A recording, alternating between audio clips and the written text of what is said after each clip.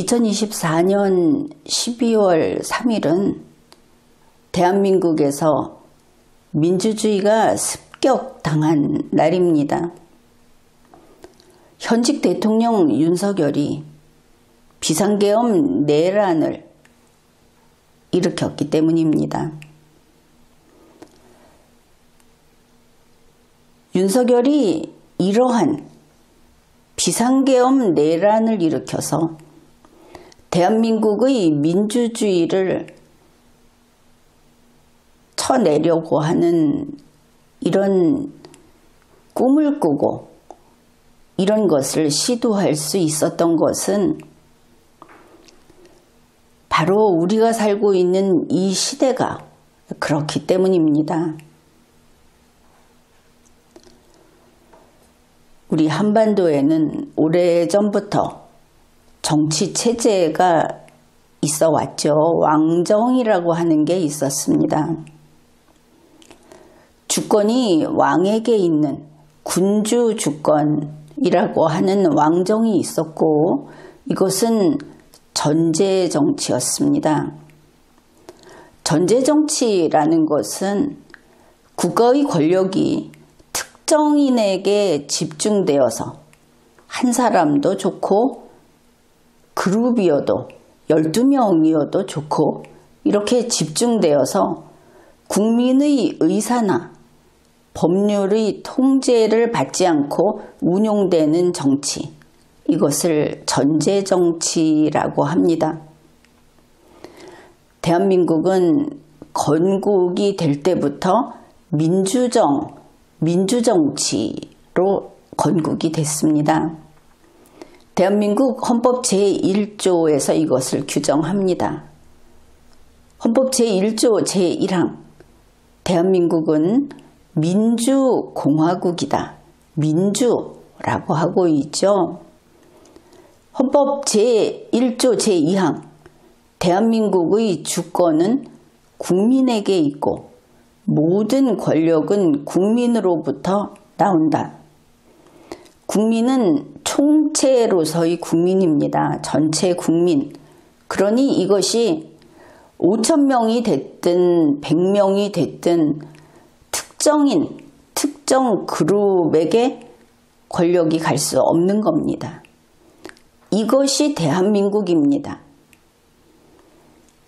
그런데 21세기는 이 민주주의가 쇠약해지는 그런 시대적 풍토를 지니고 있습니다. 그래서 세계 곳곳에서 민주정이 깨어지고 전제정으로 넘어가는 일들이 비일비재합니다. 우리 대한민국도 크게 다르지는 않았습니다. 한 10년 이내 이렇게 가까운 과거를 돌이켜보면 전제정으로 가려는 그런 양상이 종종 드러났습니다. 우리가 쉽게 확인할 수 있는 것은 정부에서도 그렇고 국회에서도 그렇고 이 고위공무원의 권한을 확장하고 고위공무원의 숫자를 늘리고, 예를 들면 국회에서 상원을 설치하겠다. 내내 마찬가지입니다. 심지어 지방자치단체에서도 자치단체장의 지위를 상당히 높여버렸습니다. 이런 것들이 지배계급을 형성하는 행위로 볼 수 있습니다. 그뿐 아니라 개혁을 내세우고, 개혁이라는 것은 지금 이 나라가 못 쓰겠다, 망가졌다 하는 이야기를 바꾸어서 말하는 겁니다. 거기에서 한 발 더 나아가서 국가 개조를 이야기합니다. 아예 이 나라는 더 안 되겠다. 새 나라 만들자. 여러분도 새 나라, 새 시대, 이것이 20세기와 다른 의미로 21세기에 나오는 것을 종종 들었을 겁니다. 이 개혁과 개조라는 것이 헌법을 고치고, 헌법에 보면 전면 개정 이런 말도 붙어 있는데 나라가 망하려고 하는가 싶죠. 그걸 보면 이 개혁과 개조라는 소리를 높인다는 것은 다름 아닌 민주정치, 민주정의 토대를 파헤치는, 폐기하는 작업입니다. 이렇게 전제정을 향해서 자꾸 유혹을 받고 휘청휘청 하는 것이죠. 그런데 이게 왜 21세기의 현상이냐? 그것은 이제 기술 발전, 기술이 고도로 발전한 것과 연관성이 있습니다. 바로 이것 때문에 그 밀레니엄을 기해서 인류의 종말을 우려하는 그런 논의들이 많이 있었던 겁니다. 그 말은 어차피 인류가 망할 거니까 라는 것이 아니고 인류여 분발하라. 이 새로운 세기의 도전을 또 한 번 이겨내면서 진보하라.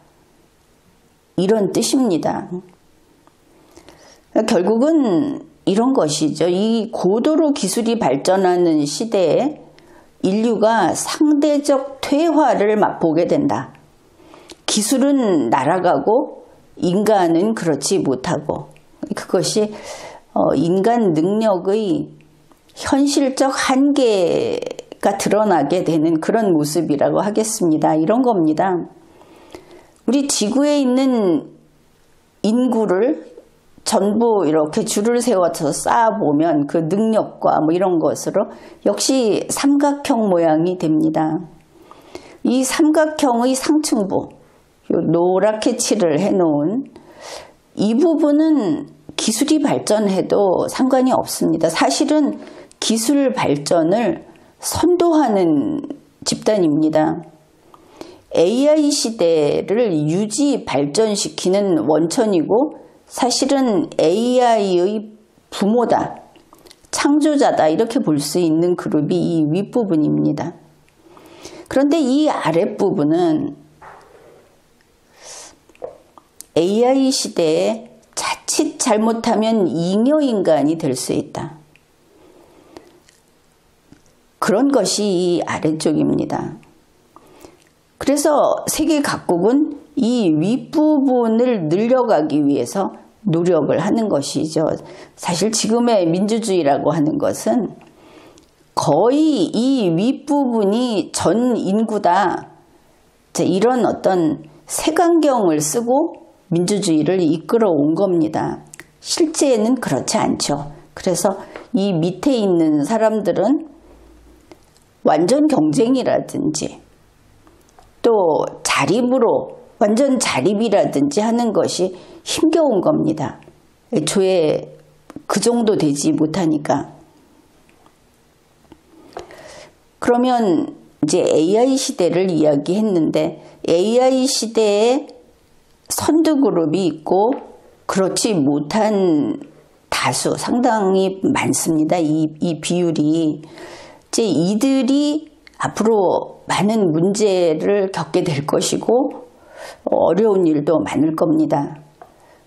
이렇게 됐는데 그것은 그 문제고 왜 이것 때문에 민주주의가 지금 위기에 처해 있는가 하면은 원래 네이션 스테이트, 국민국가라고 하는 것이 생겼을 때 국민인 개인은 요 위에 노란색을 칠한 이 사람들이다. 전부 이런 사람들이 국가를 만들었다. 이런 그 설계가 돼 있는 겁니다. 여기에는 살짝 그 허점이 있기는 있습니다. 이 시대에 네이션 스테이트가 나오던 그 시대에는 신분이라는 것이 있고 계급이 있고 자유민과 비자유민이 있었습니다. 그럴 때 자유민을 기준으로 이걸 설계한 것으로 봐야 할 겁니다. 그렇기 때문에 자유민을 기준으로 보고 비자유민은 인구에 포함을 안 시키면 요 노란색이 모든 세상이라는 확장이 가능합니다. 그리고 나서 민주주의라는 이념이 생기면서 네이션 스테이트가 생기고 나서 계속 자유민을 확장했죠. 평등을 이야기하면서 모든 사람에게 국민의 자격을 부여했습니다. 그러니 그 전에 비자유민이었던 사람들도 들어오게 되고 이렇게 해서 이렇게 늘어나게 된 것이죠. 그런데 민주주의라고 하는 것은 모든 사람은 자주적이다. 모든 사람은 독립할 능력이 있다. 이렇게 됐기 때문에 이제 어려운 문제가 생기면서 나중에 복지라는 개념이 여기에 들어가게 됩니다. 그런데 그렇게 우리가 계속 보완을 해왔는데 문제는 이 국민인 개인이 얼마나 강한가, 얼마나 건전한가 하는 부분입니다. 돈이 부족하고 몸이 허약하고 이거는 어떻게 보충을 해볼 수 있겠는데 문제는 두뇌 능력인 것이죠. 자, 어떻게 되느냐 하면은 네이션 스테이트의 국민인 개인, 우리 대한민국의 헌법이 상정한 국민은 사실은 이 노란색에 들어갈 정도의 사람들을 원하고 현실에서는 이 나머지 부분에 해당되는 사람들이 절대 다수가 있는 겁니다. 그게 오늘날 어떻게 나타나느냐? 국민인 개인을 노란색으로 보고 그 다음에 여기 붉은색 테두리를 쳐놓은 것을 일반 대중, 어느 인간의 지지자인 개인으로 보면 이게 또 설명이 될 겁니다. 국민인 개인의 성향은 단독자입니다. 스스로 모든 것을 처리하고 모든 것을 책임집니다. 그런데 지지자인 개인은 집단 속에 들어있기를 좋아합니다. 보호받기를 좋아하고 그렇게 되는 것이죠. 국민인 개인은 자기와 뜻이 다른 사람과 협동 작업도 합니다. 그 행동 양식은 협력자로서 협동을 합니다. 그런데 지지자인 개인은 협동 작업이 아니고 세포로서, 셀로서 함께 일을 합니다. 함께가 아닌 것이죠. 이렇게 되니까. 이 국민인 개인은 이 사람의 존재는 어떤 거냐 하면 창조자입니다. 그런데 지지자인 개인은 소비자로서 그 존재감을 나타냅니다. 소비자는 지금 중요하죠. 물건을 구매하고 돈을 지불하고 하는 이 소비자가 국가 차원에서도 대단히 중요합니다. 소비자는 과거처럼 내가 필요해서 소비하니까 보호받아야 될 자가 아니고 마치 소비 행위가 공익활동하고 비슷하게도 보이는 면이 바로 지금의 세태를 보여줍니다. 그러니 이제 국가는 소수의 국민인 개인과 다수의 지지자인 개인으로 구성이 되는 겁니다. 이렇게 되면 처음에 네이션 스테이트를 세웠던 이 민주주의를 채택한 국가는 힘이 들겠죠. 그런 겁니다. 이 노란 뾰족한 부분이 이 큰 덩어리를 끌고 와야 하는 겁니다. 민주주의를 유지한다는 것은 이렇게 아름답지만 힘겨운 것이고 소모적인 겁니다. 효율적이지는 않죠. 그러나 우리는 이 민주주의라는 것으로 생명은 존엄하며 개인은 어느 시대, 어느 우주를 통틀어서 유일한 존재다. 그 가치는 계산하지 말라. 그저 존엄한 존재다 하는 이 아름다운 이상을 100년 남짓 추구해 왔습니다. 현대에 와서 힘들게 추구를 해온 겁니다. 그러면은 이 붉은색 테두리를 친 이곳에 있는 사람들이 분발했어야 하고 진보했어야 하는 겁니다. 정신적 힘을 키우고 두뇌 능력을 키웠어야 하는 것이죠.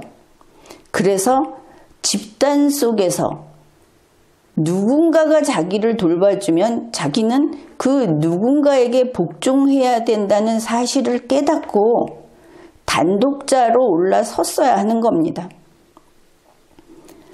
그저 돈을 벌어서 소비자로서 지내는 것이 아니고 가치를 창조하고 세상에 무엇인가를 내놓는 창조자로 진보했어야 하는 겁니다. 100년은 너무 짧았던 것일까요? 바로 이런 순간에 기술이 비약적으로 발전하는 AI 시대가 와버린 겁니다. 물론 그것도 이 노란 칠을 한 이 부분에 있는 그런 사람들이 만들어낸 것이죠. 진보는 죄가 아니야 하면서 좀 늦게 진보했어야 하는 것일까 이런 생각도 합니다. 이런 상황입니다. 그러니 민주주의가 더 이상 이것을 끌고 가기에 지금 너무나 벅찬 그런 상황이 돼버렸고, 그러면은 다시 이 모습이 무엇인가 하면 바로 전재정의 모습입니다. 윗부분이 그대로 지배층이 되고 아랫부분이 그대로 피지배층이 되면 과거와 판박입니다. 그래서 자꾸 전재정으로 돌아가려는 이런 반동을 받고 있는 것이죠. 그런데 더 비극적인 것은 한국입니다. 이 삼각형 모양에서 한국은 이 녹색으로 표시한, 다시 말해서 노랗게 표시한 국민인 개인, 창조자인 개인이 없는 영역으로 내려앉아 버렸다. 침몰했다. 주저앉았다. 한국은 통째로 이 밑에 있다는 겁니다. 그러면 한국은 통째로 집단을 좋아하고 세포로서 역할을 하고 소비자로서 그 가치를 인정받는 그런 인구 구성을 갖게 된 것이죠. 이 상태는 곧바로 전재정으로 가도 이상할 게 없습니다. 이렇게 돼버리면. 바로 한국이 이렇게 된 것은 이것을 나는 절대적 퇴화라고 표현을 합니다. 왜 이렇게 됐는가? 바로 졸부가 누린 풍요가 이제 끝이 났기 때문이다. 2024년 12월 3일 비상계엄 내란이라는 것을 보면서 우리 대한민국은 민주주의조차 돈으로 샀던 것이 아닌가 하는 두려움 같은 것, 그것을 느끼게 됐습니다. 이렇게 단숨에 무너지고 있다. 현재 우리 국민들을 보면 상당히 긴 세월, 이념이라고 하는 것이 됐든지 아니면은 이득이라는 것이 됐든지 계속 집단과 집단 속으로 물려갔다가 빠져나오고 하면서 그렇게 살아왔습니다. 그러면서 그 과정에서 세뇌가 반복됐습니다. 현재 우리 국민은 논리력이 저조합니다. 문해력도 이제 전 세계인이 알아차렸죠. 한국인들 문해력이 형편없다. 그래서 지금 어떤 뉴스나 문자로 된 것이 나오면 터무니없는 말 가지고 논쟁을 벌이고 싸우면서 시간을 보냅니다. 그뿐 아닙니다. 양심도 무너졌습니다. 어떤 정보가 있다고, 정보가 넘쳐나죠, 지금이? 그런데 이 정보의 객관성도 극히 떨어졌습니다. 한글의 문법을 모르는 것은 말할 것도 없고 요즘 보면 한국말도 제대로 하지 못합니다. 다들 좋아하는 좌판이 우판이 하면서 서로 공격 방어하면서 좌우 역사 논쟁을 하고 있는데 나는 그것을 보면서 좌파 우파랍시고 하는 역사 논쟁이 우습다 이렇게 느끼고 있습니다. 머지않아 해결이 될 겁니다. AI는 논리 체계입니다. 이 논리 체계가 고도화되는 날 AI가 답을 해주겠죠. 오늘날 한국의 좌파와 오늘날 한국의 우파 너희는 다 틀렸다. 그러면 쉽게 AI를 또 숭배하는 지지자들이 돼 있을 내일의 여러분은 AI의 말에는 수긍을 하겠죠. 민주주의의 위기라는 것은 이런 것이고 윤석열 대통령이 민주주의를 지키고 되살리자고 하는 회의를 한국에서 서울에서 개최했던 것은 바로 세계의 이런 것을 걱정하는 사람들이 주선한 그런 행사였습니다. 머리에 아무것도 안 들어있었다는 것이 분명하죠.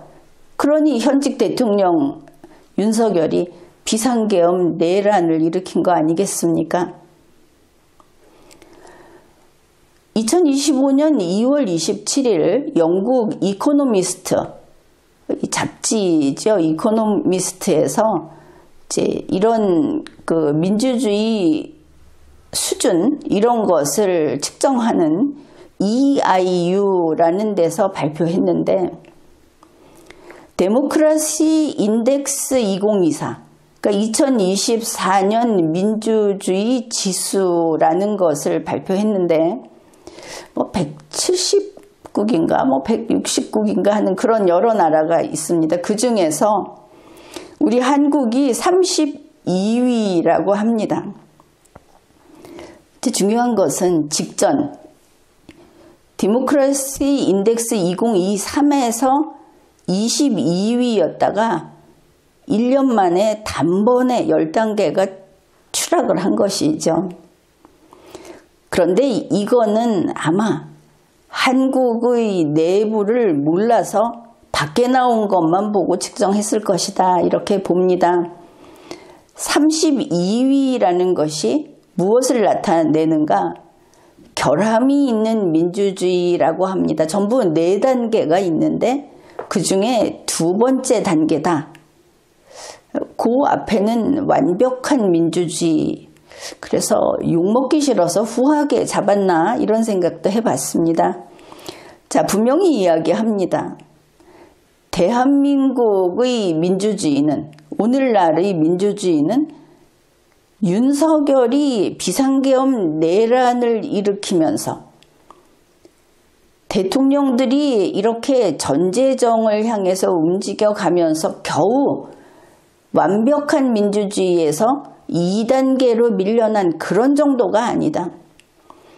이미 민주주의와 전제주의가 혼합되어 있던 3단계에서 이제 4단계에 첫 발을 디딘 4단계는 전제주의입니다. 전제주의 체제가 이제 코앞에 있는 상황이다. 이게 한국이다. 그 이야기를 해두겠습니다. 박근혜 대통령을 지지하는 사람들 그리고 윤석열 대통령을 지지하는 사람들이 있습니다. 어느 인간을 지지하는 개인 결국 이 밑에 속하는 사람들이죠. 한국의 대부분은 다 이 밑에 속합니다. 밑에 속한다고 해서 또 뭐 서러워하지 마십시오.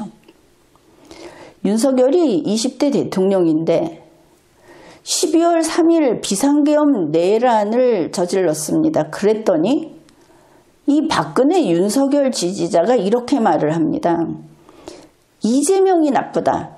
이재명 때문이다. 그러니 이 비상계엄 내란은 옳다. 지금 그러고들 있죠. 자, 그러면 한번 바꿔봅시다. 문재인은 이재명보다 윤석열을 사랑했지만 어떻든 정치적으로 문재인과 이재명은 같은 정당 아닙니까? 문재인과 이재명을 지지하는 지지자들이 많죠? 있습니다. 이재명은 21대 대통령의 가능성이 상당히 높습니다. 윤석열이 내란범이니까 분명하게 죄를 지었으니까 이제 이재명이 대통령이 된다고 해보기로 하죠. 가능성은 더 높아지고 있죠. 이재명이 대통령이 돼서 대통령에 취임을 하게 되면 윤석열도 그랬듯이 문재인도 그랬듯이 헌법을 고치겠죠. 그리고 국가를 개조할 겁니다. 개혁해야 돼 이러면서 문재인, 윤석열 똑같이 이재명도 국가를 개조할 겁니다. 물론 이 헌법을 고칠 거다 이러니까 지금 박근혜 윤석열 지지자 쪽에서 다시 말해서 소습하면서 반역죄를 저지른 국민의힘에서 그래 그러니까 지금 서둘러서 개헌해야 한다고 개헌에 앞장서고 있죠. 뭐 대통령에게 국회 해상권도 주자 이런 소리 하면서 이루어질 수 없는 꿈을 이렇게 추구하고 있는데 결국 결과는 어떻게 되느냐. 이렇게 하게 되면 이재명에게 대통령 주고 민주당에게 헌법도 내주겠다는 거겠죠. 이거 헌법 개정 논의하면 민주당 뜻대로 될 거 아닙니까? 반역죄를 저지른 소수가 무슨 할 말이 있겠습니까? 고르는 거마다 자기들이 아직 점령군인 줄 알아. 주제 파악을 못해. 이런 것이죠. 자, 그렇다 치고 이재명이 대통령 취임을 하고 헌법을 고치고 국가를 개조하고 뭐 그걸 그렇게 해서도 상당히 군림하면서 이렇게 그 민주정의 토대를 폐기해 가면서 전제군주처럼 누릴 수 있지만 푸틴이 그러고 시진핑이 그랬듯이 좀 더 확실하게 하자. 그래서 어느 날 비상계엄 내란을 일으켜서 윤석열이 꿈꿨던 것처럼 이제 영구집권을 이 진짜 전제정을 하려고 하면 그때 가서 어떻게 하겠습니까? 문재인 이재명 지지자는 이러겠죠. 아, 이재명이 하는 거니까 옳다. 이재명 너 하고 싶은 대로 다 해. 이러겠죠. 자, 여러분에게 물어보겠습니다. 박근혜, 윤석열 지지자. 여러분 이때 이 문재인, 이재명 지지자가 하는 말 이거 옳다고 하겠습니까? 2024년 12월 3일은 대한민국의 민주주의가 총격을 받은 날입니다. 습격을 당한 날입니다. 이 윤석열의 목을 치고 이 반란 세력들, 내란 세력들을 단죄하지 않으면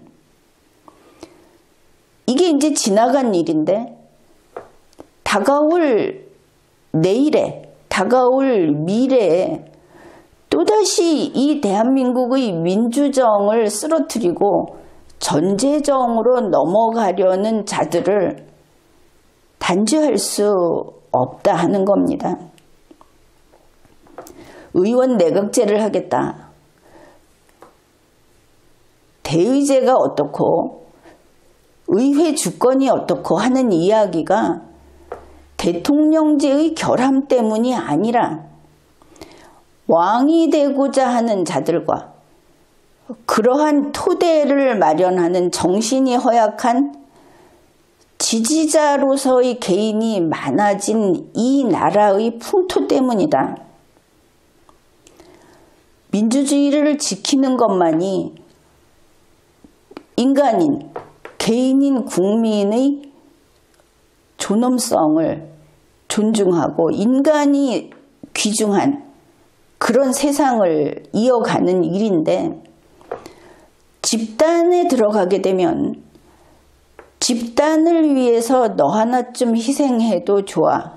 이것이 얼마나 참혹한 결과를 내는지 아십니까? 국가를 위해서 너희들은 목숨을 바치는 것이 아름다워. 이게 옳다고 생각할지 모르지만 절대 목숨을 바치지 않는 자들이 있고 계속 목숨을 바치면서 박수를 받는 자들이 있는 세상으로 간다는 겁니다. 윤석열을 처단하는 것이 현재 우리가 할 일이고, 이재명을 막아내는 것이 당장 내일부터 우리가 해야 할 일입니다. 그러기 위해서, 이 나라를 지키기 위해서는 여러분이 AI 시대에 살아남는, 시대를 선도하는 개인이 돼야 하는 겁니다. 지금까지 리걸마인드 연구소였습니다.